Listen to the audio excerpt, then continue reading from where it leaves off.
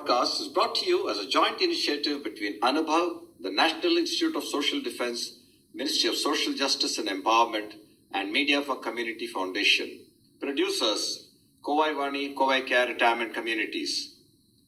If you are a senior citizen and need help, contact our Elder Helpline 14567 between 8 a.m. and 8 p.m. We promise to help you lead a better life. I repeat, 14567 between 8 a.m. and 8 p.m.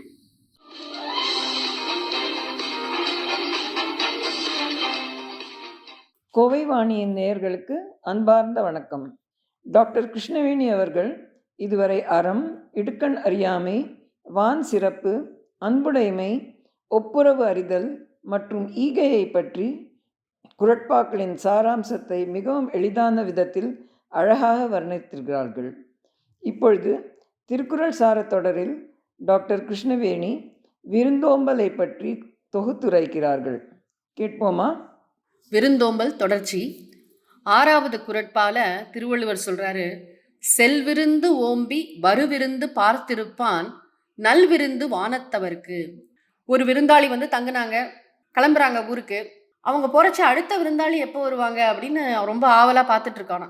அந்த மாதிரி ஒரு விருந்தோம்பல் மனப்பான்மை உடையவன் அவனை ரொம்ப ரொம்ப பிடிக்குமா வானத்தவருக்கு. வானத்தவருக்குன்னா தேவர்கள்லாம் மகிழ்ந்து அவனுக்கு வாழ்க்கைக்கு தேவையானதெல்லாம் கொடுப்பாங்க. இவன் நம்ம உலகத்தில் இருக்க வேண்டிய ஆள் இல்லை அப்படின்னு நினைப்பாங்களா. அவ்வளவு புண்ணியம் சேரும் அப்படின்னு பொருள். அதாவது ஒரு விருந்தாளி போறதுக்குள்ள அடுத்த விருந்தாளி எப்போ வருவாங்க. எல்லா நேரமும் நம்ம வீட்டுல ஜேன்னு விருந்தாளி இருந்துட்டே இருக்கணும். அந்த காலத்துல வீடுகள் அந்த மாதிரி இருந்தது.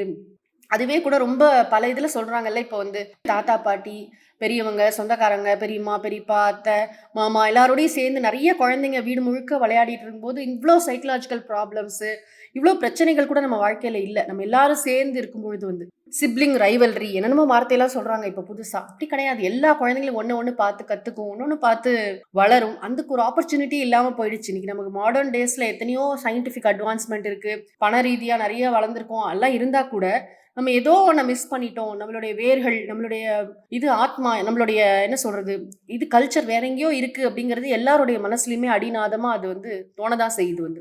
அதனால ஒரு விருந்தாளி, அதாவது நம்ம இந்த இடத்துல யோசிச்சு பார்க்கணும். பிரைவசிலாம் இருக்காது. நீங்க எல்லா நேரமும் வீட்டில் கெஸ்ட் இருந்துட்டே இருந்தால் நமக்கு ஒரு சண்டை கூட போட முடியாது, பேச முடியாது. எல்லாம் வாஸ்தவம் தான்.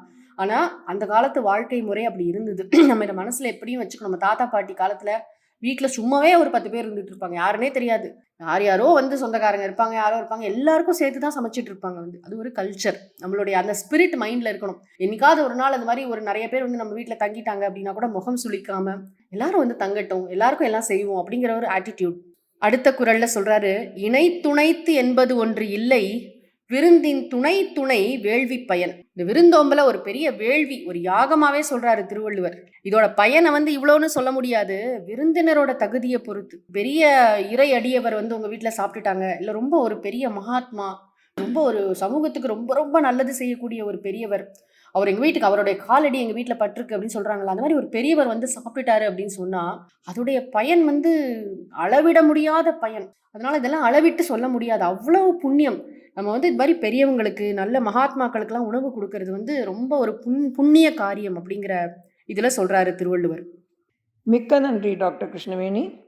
பல நேயர்கள் உங்களின் உரையை கேட்டு மகிழ்கிறார்கள் என்பதை அறிந்து பெருமைப்படுகிறோம்.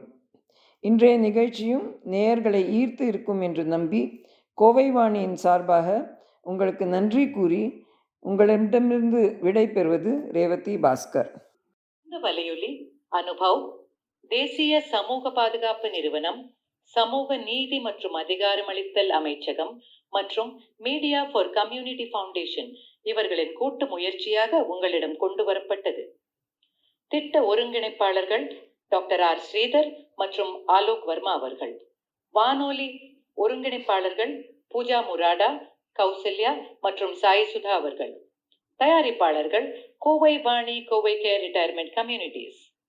நீங்கள் ஒரு மூத்த குடிமகனாக இருந்து உதவி தேவைப்பட்டால் எங்கள் எல்டர்லைன் ஹெல்ப்லைனை தொலைபேசி எண் 145667 இல் தொடர்பு கொள்ளவும்.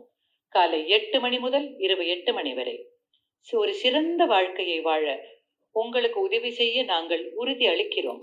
மறுபடியும் கேளுங்கள். தொலைபேசி எண் 1456 காலை 8 மணி முதல் இரவு 8 மணி வரை. That's all for today, folks. Be safe. Fight COVID with 2 vaccinations. Wear a mask when you go out. Keep safe distance. Observe proper hygiene. We must win. We will win. Thank you.